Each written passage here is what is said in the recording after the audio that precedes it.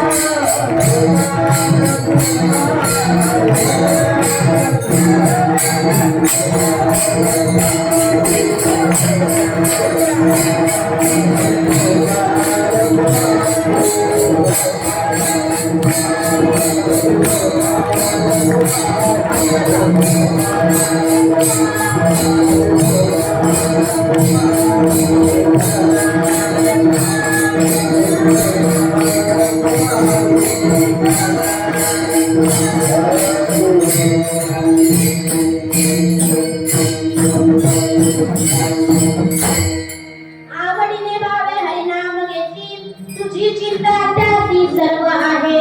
नको खेळ करू कोणत्या गोष्टीचा पती लक्ष्मीचा जाणत असे सगळं जीवाचा करीतो संभाळ तुझा मोकरीला ऐसे नाही जैसी स्थिती आहे तैसा परी आहे कौतुक तू पाहे सखराचे एका जनार्दने भोग प्रारंभाचा आणि कृपेचा नाश झाला नको खेद करू कोणत्या गोष्टीचा पती लक्ष्मीचा जाणत असे या ठिकाणी मी कीर्तन केलं दोन तास कीर्तन केलं या गायक लोकांनी मला साथ केली परंतु नाद मला सांगतात नामस्मरण करा आणि एवढं सांगून सुद्धा तुमच्यात काही बदल होत नसेल ना तुमच्यात काहीच बदल होत नसेल ना तर माझे नाद मला शेवट सांगतात हे जरी नाही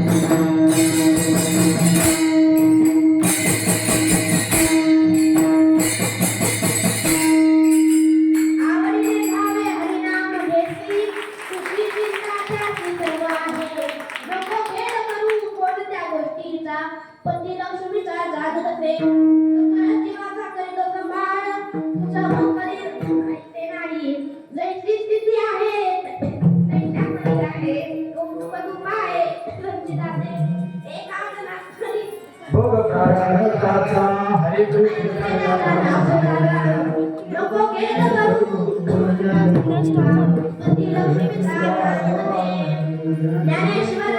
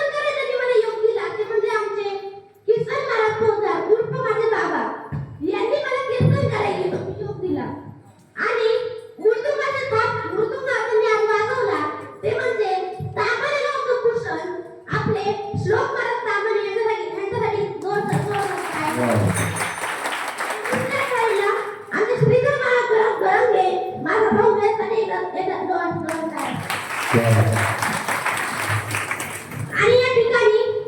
ज्यांनी मला गाण्याची साथ दिली ते म्हणजे माझे गुरुवर्य युवा कीर्तनकार मृदुंगाचार्य गणेशजी महाराज वागले यांच्यासाठी एकदा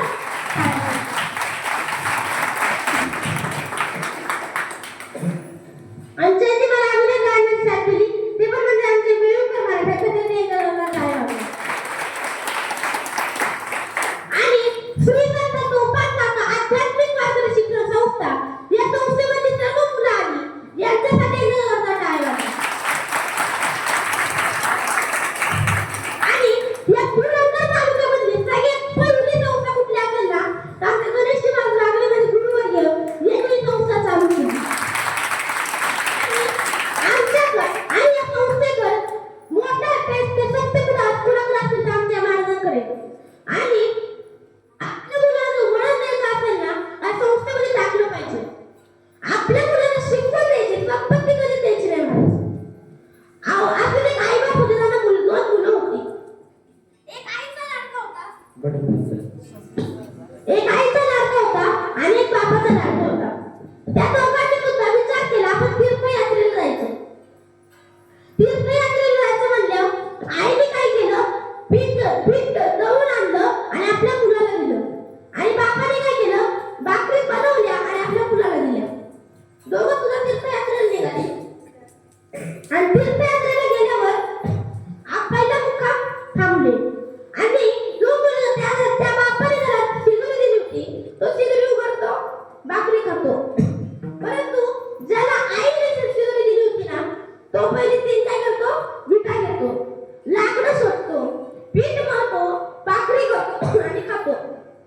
दुसऱ्या दिवस उजळतो नित्यक्रम चालू राहिला आणि तिसऱ्या दिवशी त्या वडिलांनी त्या मुलाला भाकरी दिली ना ती भाकरी जरा कडक होते परंतु ज्या आईने त्याला भाकरी दिलेली असते ना तो रोजच्या प्रमाणे तीन विटा घेतो लाकडं घेतो कणिक मळतो आणि भाकरी करतो आता मला सांगा आईने त्याला काय दिलं होतं शिकवण दिली होती